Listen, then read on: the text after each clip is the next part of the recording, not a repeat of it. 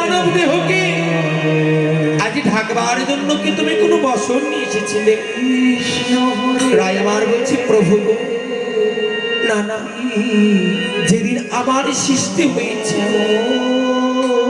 যেদিন আমি ধরাধামের বুকে উদয় হয়েছিলাম, শুধু আমি নয় প্রভু, জগতের যত জীব রয়েছে, জগতে যত মানব রয়েছে, সকলে কিন্তু এসেছিল উলঙ্গা হয়ে, নিয়ে আসেনি। আবার যাবার দিন কেউ কিছু নিয়েও যাবে না। কিন্তু হ্যাঁ,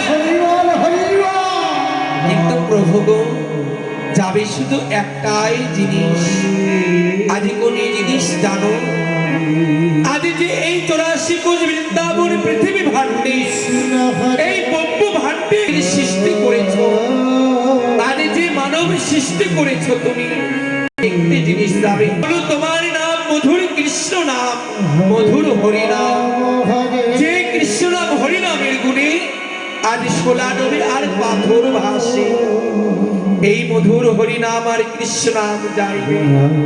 বা রাধে, আজ আমি তোমার বসন দেব ঠিকই, তবে এইভাবে না, একটিবার তুমি তোমার দুটি বাহু প্রসার করে আমায় নয়নে নয়নে রেখে যদি হে গোবিন্দ প্রাণী গোবিন্দ বলে তোমার ওই দেহ যৌবন আমার চরণে করতে পারো অর্পণ, তবে আমি তোমার বসন দেব।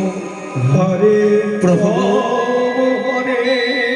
আজ তোমার জন্য সৃষ্টি হয়েছে আমার, আজ তুমি বুঝলে না, এই দেহ প্রাণ যৌবন সব রেখেছি তোমার জন্য।